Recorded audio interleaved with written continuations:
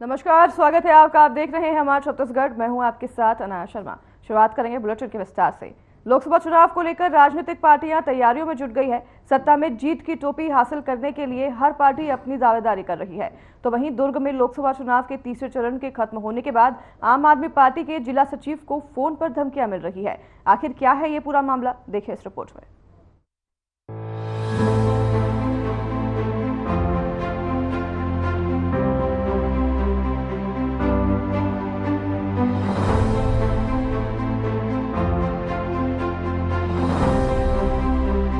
देश में लोकतंत्र का महापर्व मनाया जा रहा है। राजनीतिक गलियारों में पार्टियों के बीच जीत और हार की जंग जारी है। पार्टियां एक दूसरे को कांटे की टक्कर देने में लगी हैं। बता दें कि लोकसभा चुनाव में तीसरे चरण का मतदान हो चुका है। राजनीतिक पार्टियां जोरों शोरों से सत्ता में जीत की टोपी हासिल करने में लगी हुई हैं। तो वहीं दूसरी ओर लोकसभा चुनाव के तीसरे चरण के खत्म होने के ठीक 2 दिन बाद आम आदमी पार्टी ने प्रेस वार्ता कर सनसनीखेज खुलासा किया है।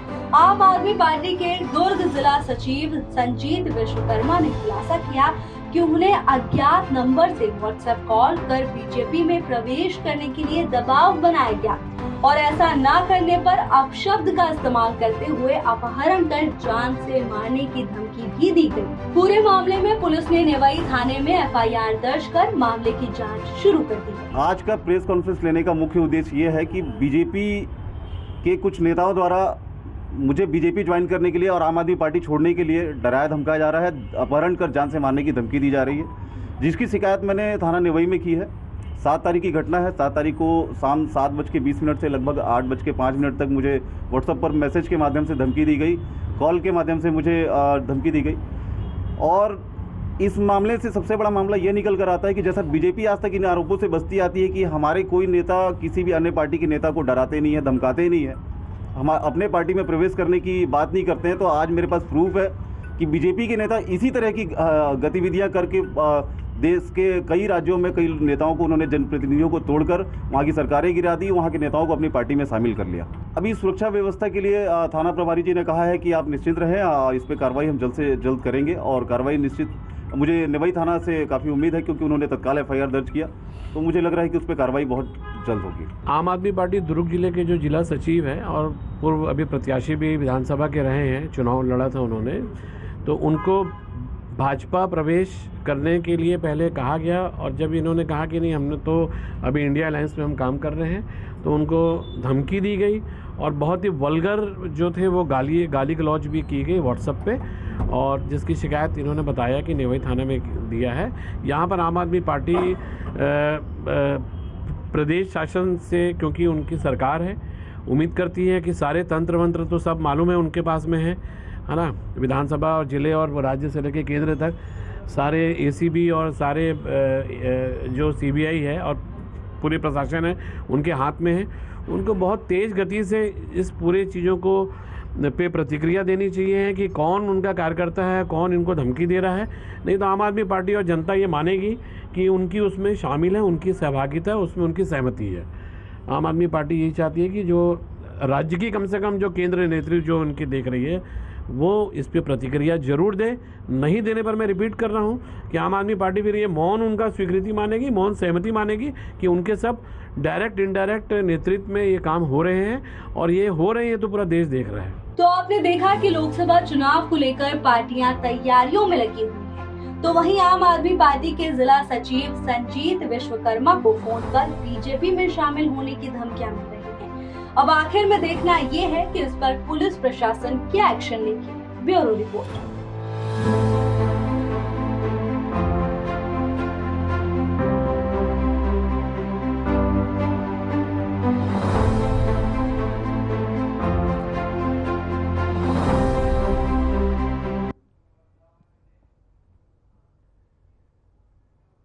छत्तीसगढ़ में हाई स्कूल और हायर सेकेंडरी बोर्ड परीक्षा के परिणाम घोषित किए गए। हाई स्कूल परीक्षा में 75.61% और हायर सेकेंडरी परीक्षा में 80.74% परीक्षार्थी उत्तीर्ण हुए हैं।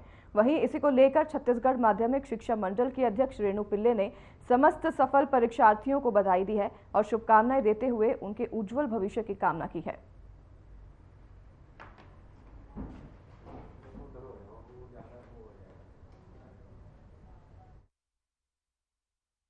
हायर सेकेंडरी बोर्ड एग्जाम के परिणाम हैं, उसके कुछ मुख्य आंकड़े मैं आपके सामने रखना चाहूंगी। पहले हाई स्कूल में चलते हैं। वर्ष 2024 के हाई स्कूल बोर्ड एग्जाम में कुल 3,40,220 छात्र सम्मिलित हुए थे और इनमें से 3,39,994 के परिणाम घोषित किए गए। उत्तीर्ण छात्रों का प्रतिशत 75.6% है, जो कि गत वर्ष की तुलना में 0.56% अधिक है। पिछले वर्षों की तरह इस वर्ष भी गर्ल्स का पास परसेंटेज बॉयज की तुलना में अधिक है। उत्तीर्ण बालिकाओं का प्रतिशत 79.35 है और बालकों का प्रतिशत 71.12 है। एक और एनालिसिस ये है कि कितने छात्र प्रथम श्रेणी, द्वितीय श्रेणी और तृतीय श्रेणी में उत्तीर्ण हुए हैं। प्रथम श्रेणी में उत्तीर्ण हुए हैं छात्रों का प्रतिशत 34.56% है, जो कि गत वर्ष की तुलना में 1.26% अधिक है। द्वितीय श्रेणी में 36.29% उत्तीर्ण हुए हैं और तृतीय श्रेणी में 4.75%। दो परीक्षार्थी ऐसे हैं जो पास श्रेणी में उत्तीर्ण हुए हैं। हाई स्कूल के कुल 19,012 परीक्षार्थी पूरक परीक्षा के लिए पात्र हुए हैं और टोटल 226 परीक्षार्थियों के जो परिणाम है हम विभिन्न कारणों से रोके हैं। इसमें से 15 नकल के प्रकरण हैं, 6 जांच के कारण रोके गए हैं और जो शेष 205 है वो ऐसे परीक्षार्थी हैं जिनके पात्रता के अभाव के कारण आवेदन निरस्त हुए हैं। अब हम चलते हैं हायर सेकेंडरी के परीक्षा परिणाम में। हायर सेकेंडरी एग्जाम में कुल 2,58,704 परीक्षार्थी सम्मिलित हुए थे और इनमें से 2,58,575 के परीक्षा परिणाम घोषित किए गए हैं।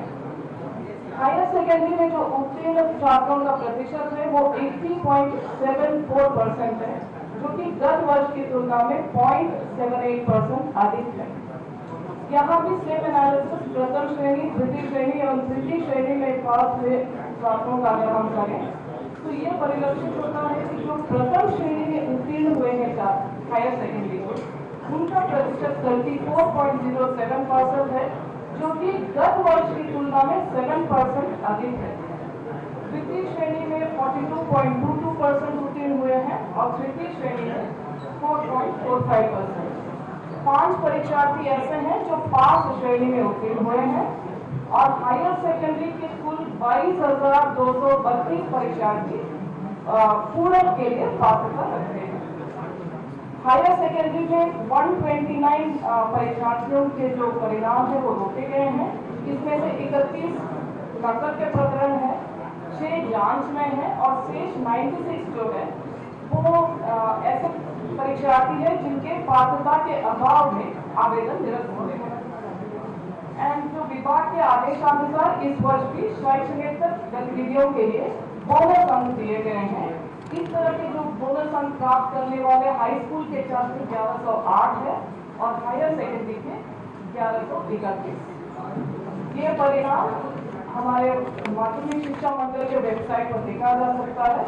Thank you for your time and your attention. Chhattisgarh में दंतेवाड़ा जिले में पहला भगवान जगन्नाथ मंदिर बनाया गया। पुरी के तर्ज पर दंतेवाड़ा में भगवान जगन्नाथ का भव्य मंदिर ओडिशा के कारीगरों ने वर्ष भर की मेहनत के बाद निर्माण किया है। आइए देखते हैं इस खास रिपोर्ट में।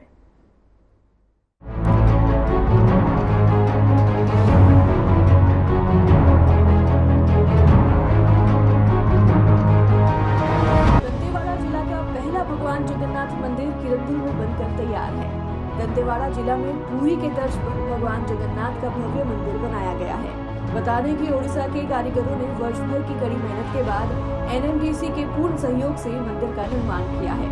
ओडिशा के शाबर श्री क्षेत्र के कोरापूट के जगन्नाथ मंदिर परिसर में बनी भगवान जगन्नाथ, बलभद्र, सुभद्रा और सुदर्शन जी की दिव्य प्रतिमा को छत्तीसगढ़ लाया गया है। 7 अप्रैल से भगवान जगन्नाथ मंदिर की प्राण प्रतिष्ठा का कार्य शुरू किया गया है, जो 12 अप्रैल तक चलेगा। यह मंदिर पूरे बस्तर में भगवान जगन्नाथ का सबसे भव्य मंदिर है। इस मंदिर की प्राण प्रतिष्ठा में बस्तर के राज परिवार को भी आमंत्रित किया गया है। 7 अप्रैल की सुबह से ही पूजा पाठ के साथ मंदिर प्राण प्रतिष्ठा का कार्यक्रम प्रारंभ कर लिया गया है। श्री जगन्नाथ मंदिर में 3 कलश स्तंभ बनाए गए हैं। मंदिर के गर्भगृह के शिखर की ऊंचाई 7 फीट है, दूसरा शिखर 33 फीट और तीसरा 27 फीट है। यह मंदिर देखने में काफी भव्य और बेहद ही खूबसूरत है। किरंदुल के इस वक्त राघव मंदिर में हम खड़े हैं और यहाँ आप देख सकते हैं हमारे पीछे जगन्नाथ जो पुरी है उसकी तर्ज पर यहाँ पर किरंदुल में जगन्नाथ सेवा समिति के द्वारा एक विशाल मंदिर का निर्माण किया गया है और इसमें एनएमडीसी का बहुत बड़ा सहयोग मिला है। और यह मंदिर का प्राण प्रतिष्ठान 7 से लेकर 12 तारीख के बीच में होने वाला है, जिसमें आज से यह पूजा प्रारंभ हो चुकी है और अभी समिति के द्वारा पूजा प्रारंभ किया गया है। पूरी की तर्ज में बना हुआ यह मंदिर बहुत ही भव्य और बहुत ही आकर्षक है। आज से यहाँ पर पूजा प्रारंभ हो चुकी है और आगे की हम यहाँ की पूरी जानकारी लेते हैं। यहाँ के जो पूजा समिति है उनसे हम जानकारी लेंगे कि ये मंदिर किस तरह बना है और आज से लेकर 12 तारीख तक किस तरह की पूजा अर्चना और सारी व्यवस्थाएं होने वाली है। पूजे जाते थे। ठीक है, पहले वो आदिवासी लोग, ट्राइबल बेल्ट के लोग ही पूजा करते थे। बाद में इंद्रदमन आए और वो मूर्ति कैसे हुआ, ये बस की बात की बात है। और आपने कहा हिस्ट्री बताने के लिए, ठीक है, 2 शब्द मैं कहना चाहूँगा, भगवान से परमिशन लेके ही मैं कहना चाहूँगा ताकि कोई भूल ना हो जाए। बात यह है कि ये 1987 1987 पहली बार मेरा अपॉइंटमेंट एनएमडीसी के स्कूल में हुआ था। मैं आया था, उसी समय में आया और मेरे बड़े भाई साहब भी यहाँ थे। उनका और मेरे बीच में 20 दिन की ही ये रहा, मैं आया और मैं चल। तो उनको एक गिफ्ट देने के लिए भगवान जगन्नाथ जी की एक मूर्ति मैंने बनाया पेंसिल में, सॉरी कलर में, और उनको मैंने गिफ्ट दिया। वो चले गए। उसी फोटो को मैं अपना स्कूल में पहली बार दिखाया। के शर्मा जी थे, वो बोले कि किनका फोटो है। मैंने कहा ये फोटो को आप नहीं जानते हैं। उसके बाद मैंने बाकी सबको दिखाया, कोई भी रिकॉग्नाइज नहीं कर पाया कि ये भगवान जगन्नाथ जी के। और मुझे बड़ा दुख लगा। मैंने कहा इसका मतलब हिंदू धर्म का कल्टीवेशन के बारे में, मैंने हिंदू धर्म के बारे में कल्टीवेशन लोगों का थोड़ा सा शायद कमी हो। तो मैंने सोचा कि यहाँ पर भगवान जगन्नाथ जी के मंदिर होना जरूरी है। उसी दिन 87 में ये संकल्प लिया गया था। ठीक है, उसके बाद मैं रेलवे में रहता था। आप लोगों को पता है जब रेलवे का दुर्गा वो जो ये बनता था, पेंडल बनता था, उसका डेकोरेशन मैं करता था, कई बार किया। तो उसके बाद रेलवे के जो ये है डीआरएम ऑफिस से जो लोग आया करते थे, उनसे ये परामर्श लेके भगवान गणेश जी के मंदिर के पास अभी जो अयप्पा भगवान का जगह है, वो मंदिर को पहले हम भगवान जगन्नाथ जी का ये करने के लिए लिए थे। बाद में ये आया कि दूर हो जाएगा। रथ यात्रा में जब लोग नहीं आएंगे, यात्रा में लोगों का माने भक्तों का तो ये होना चाहिए, ये दूर हो जाएगा, वो ठीक नहीं होगा। उसके बाद हमने ये कहा कि इसी परिवेश को लेने का हमने संकल्प लिया। और कुछ लोग सुझाव दिए कि यहाँ क्यों कर रहे हो, वहाँ माता जी का मंदिर दंतेवाड़ा में है, तो वहाँ भी करो, मातृशक्ति है, पितृशक्ति होगा तो अच्छा होगा, वो एक दर्शनीय स्थान होगा। तो वहाँ का महापात्र परिवार जो है उनके साथ कांटेक्ट किया गया।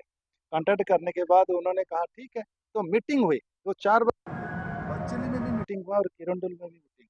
लेकिन मीटिंग तो होता रहा। उस समय यहाँ नंदा साहब थे जो डायरेक्टर बन के रिटायर कर गए, नंदा साहब थे, गोकुल पटनायक जी थे और मैं था। हम तीनों मिलके कई बार मीटिंग की, लेकिन भगवान यहाँ आना नहीं था उनको इसीलिए वो मंदिर नहीं बना।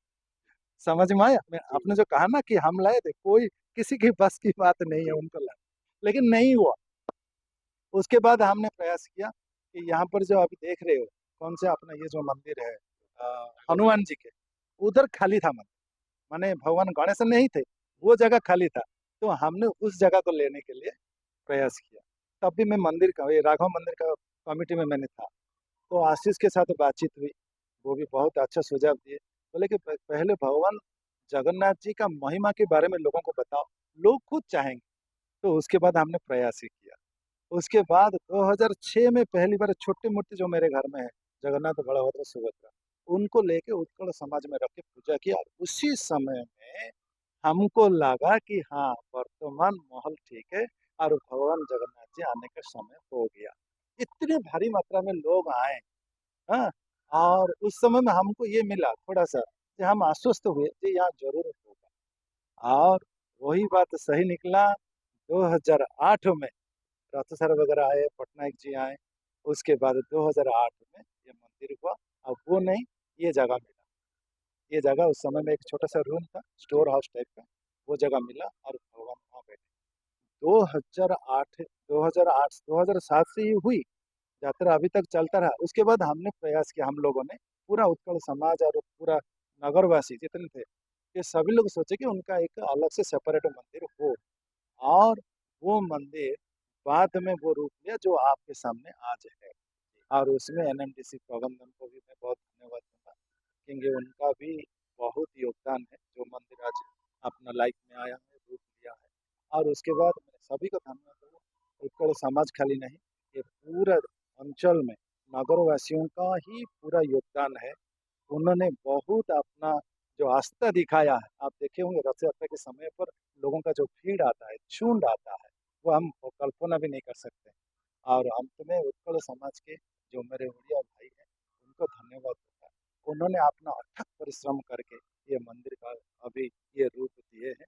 और सबसे ये है, ये कहूँ कितना भी अथक परिश्रम हो, भगवान जगन्नाथ जब आने के थे तभी आए। 2008 के बाद हमने तो बहुत प्रयास किया, 7-8 के बाद ये नया मंदिर हो, नहीं हुआ। लेकिन अब भी होने का था, अभी होने का था। तो और भगवान अभी आए। और इतना कह के मैं अपना वाणी को सर विराम देता एक चीज़ और सर, मैं जानता हूँ कि आप और हम आपके घर में बैठ करके हम जब पहली बार जो रथ यात्रा के लिए तैयारी किए थे, तो मैं जानता मेरे को जो अच्छे से याद है कि मैं आपके घर में बैठ करके एक फ़ोटो लेकर के हमने उस रथ का निर्माण किया था, रथ ऐसे बनाना है करके। और तो उस रथ के बारे में बताएँगे सर कि वो जो रथ यात्रा का जो विचार था आपके मन में, उसके बारे में थोड़ा जानकारी दें? नहीं, बात यह है कि आपने सही कहा कि आप आए थे पहले जब रथ यात्रा शुरू हुई, आपने वो रथ बनाया था, बनवाया था। आप उसमें बहुत अपना योगदान दिए थे। मंदिर रथ को सुंदर बनाने के लिए जो अपना जो परिश्रम आपने दिए थे, वो अभी भी फोटोग्राफी वो बताएगा। वो साइलेंट है लेकिन बताएगा कि और आप मंदिर के ऊपर रथ के ऊपर खड़े होकर भी रथ में गए थे, ये सब है। लेकिन रथ यात्रा क्या है कि जब भी भगवान चाहे कहीं भी हो, जगन्नाथ भगवान का मंदिर जहाँ होगा रथ यात्रा वहीं, ठीक है। और रथ यात्रा होने के पीछे जो लोगों का जो झुंड बढ़ा है, आशीष सिंह, AK सिंह को भी मैं धन्यवाद दूंगा। उन्होंने क्या किया था, ये लोगों का, भक्तों को बुलाने का जो तरीका, जो मेरे को वो लेके गए थे, ओडिया कैंप में लेके गए थे, छत्तीसगढ़ कैंप में लेके गए थे, और बंगाली कैंप को लेके गए थे। और उन लोगों को जाके हमने मीटिंग करके उनको भी बोला कि भगवान का ये हो रहा है, हम सब तो भक्त हैं, वो तो जगत के नाथ है और हम तो निमित्त निमित्त मात्र है, लेकिन उनका सेवा में हम जाएंगे, योगदान देंगे। और वो भारी मात्रा में वो लोग भी आए और इसमें शामिल। देंगे इस मंदिर के बारे में पूरा टोटल जानकारी देंगे। जय जगन्नाथ। ये जो मंदिर का कार्यक्रम जो चल रहा है अभी, ये 6 दिन का कार्यक्रम है। ये मंदिर हम लोग बहुत मेहनत से 13 साल संघर्ष करके मंदिर हम लोग उड़िया समाज पूरा किरंदुल नगरवासी के मतलब प्रयास से ये मंदिर हमारा बन चुका है। अभी 10 तारीख को प्राण प्रतिष्ठा होने वाला है। ये मंदिर जो है हमारा NMDC प्रशासन के थ्रू से यहाँ मंदिर बना है। और उसका जो मेन मंदिर जो निर्माता जो है वो उड़ीसा से आए थे, जो हम लोग उनको विश्वकर्मा बोलते हैं। और लगभग हमको 8 से 10 महीना लग गया ये मंदिर को पूरा कंप्लीट करने में। अभी ये महीना में 7 तारीख से लेके 12 तारीख तक ये कार्यक्रम है। और ये 7 तारीख का जो कार्यक्रम है वो हमारा जो कल चला गया कार्यक्रम, वो था सुबह हमारा वनजाग पूजा था। वनजाग बोलने से हम लोग उसको एक जंगल में सहाड़ा पेड़ ढूंढते हैं, जो पेड़ का वहाँ नीचे से हम लोग पूजा हवन करते हैं। और उसका डायनी लेके मंदिर का जो निर्माता जो विश्वकर्मा है, उन्हीं का हाथ में एक बंद कमरे में वो 2 टुकड़ा लकड़ी जो लेके आते हैं, वहाँ पेड़ से काट के लेके आते हैं, उसी उसी को लेके इंद्र और इंद्राणी दोनों भगवान का मूर्ति बनता है। और वो मूर्ति को हवन में पूजा करते हैं। और ऊपर में जो जगन्नाथ मंदिर, लक्ष्मी माता मंदिर और बिमला मंदिर का जो ऊपर में गुंबज है, वो गुंबज के अंदर उसको रखा जाता है। और ये जगन्नाथ संस्कृति में ये जो मंदिर बनता है, 100 साल मिनिमम 100 साल के लिए बनता है। उसके बाद 1000 साल भी रहता है, 200 साल भी रहता है, बट 100 साल पहले हम लोग उसको नहीं तोड़ते, ना ही कौन किसी भी परिस्थिति में वो टूटता है। और ये जो किरंदुल में सौभाग्य की बात है, जो मंदिर बना है, ये मंदिर का जो ऊंचाई है अभी 60 से 65 फीट का है। और बस्तर जिला में, बस्तर क्षेत्र में और दंतेवाड़ा जिला में ये सबसे बड़ा मंदिर है। और यहाँ पे रथ यात्रा बहुत भीड़ में होता है, बहुत पब्लिक आते हैं, बहुत जन समागम होता है। और हमारा यहाँ का जो राजा जो है, हमारा किरंदुल के जो नगर के मुखिया हैं, एनएमडीसी के मुखिया हैं, वो हमारा राजा के हिसाब से काम करते हैं। तो 7 तारीख का जो सुबह का बनोजाग हो गया, उनके द्वारा हो गया है। 8 तारीख जो आज का कार्यक्रम, जो सुबह कलश यात्रा निकला, 108 कलश यात्रा निकला, बहुत लोग शामिल हुए थे उसमें, हज़ारों की संख्या में कलश यात्रा हुआ है। अभी शाम को अंकुरार्पण होगा। अंकुरार्पण बोलने से सब धान, गेहूँ, शस्य जो है उसको हम लोग यहाँ पे बुनेंगे, वो पेड़ निकलेगा यज्ञ मंडप में। यज्ञ मंडप जो होता है उसमें होगा। कल 9 तारीख यज्ञ स्टार्ट होगा और 24 प्रहरी स्टार्ट होगा। 24 प्रहरी राम नाम जो नाम लेते हैं हम लोग, हरे कृष्ण हरे नाम और राम नाम हरे हरे जो बोलते हैं, वो कंटिन्यूअस वो 3 दिन चलेगा। 24 प्रहरी, 8 प्रहरी का एक होता है, 3 दिन तक चलेगा। और कल यज्ञ भी स्टार्ट हो जाएगा, महायज्ञ यहाँ पे होगा।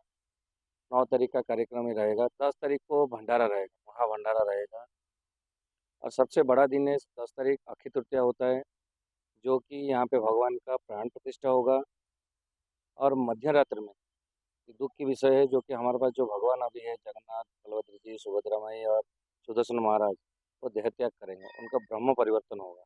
उनका नाभि में एक ब्रह्म रहता है, वो ब्रह्म निकलेगा, नया भगवान के नाभि में उनको रखेंगे उनको। और पूरी से 10 लोगों का पंडित आए हैं, बहुत विद्वान पंडित हैं, वो मध्य रात्र में होगा। और संस्था के जो कार्यकर्ता हैं वो सब उपस्थित रहेंगे। और मेन कर्ता और मेन पंडित जो जीवन्यास देंगे भगवान को, उन्हीं की उपस्थिति में होगा। आँख आँख में पट्टी बांधा जाएगा, पूरा नगर अंधेरा रहेगा। मशाल लेके हम भगवान को, पुराने भगवान जो अभी हैं उनका प्राण प्रतिष्ठा होने के बाद, वो पुराने भगवान को लेके समाधि लेके वो पाताली कराएंगे। पाताली बोलने से समाधि कराएंगे। और 11 तारीख को वो भगवान को पुनाति देंगे, या मंदिर का कार्यक्रम कंप्लीट होगा और नया भगवान को हम लोग सिंहासन आरोहण करेंगे। ये पूरा कार्यक्रम है जो कि जगन्नाथ सेवा समिति द्वारा संपन्न किया जाएगा। जैसे कि अभी आपने बताया पूरे मंदिर के बारे में, मंदिर की ऊंचाई क्या होगी? जो अभी मंदिर आप लोगों ने नया बनाया, इसकी ऊंचाई क्या होगी लगभग? ये लगभग 60 से 65 फीट का होगा। पूरा ज़मीन से लेके 60 से 65 फीट का होगा। उसका जो अंदर का जो गर्भगृह है वो 13 बाई 13 का है, क्योंकि जगन्नाथ भगवान का जो मंदिर जो होता है वो मिनिमम 50 फीट के ऊपर ही रहना चाहिए। नहीं तो वो गर्भगृह उतना नहीं मिल पाते, क्योंकि भगवान का जो साइज रहते हैं वो एक लाइन में बैठे रहते हैं। भगवान जगन्नाथ जी, बलभद्र जी, माता सुभद्रा और सुदर्शन महाराज, ये चारों एक साइड में एक लाइन में रहते हैं। इसीलिए भगवान का गर्भगृह मिनिमम 13 बाई 13 से स्टार्ट होता है। अगर हम लोग बड़ा करेंगे 15।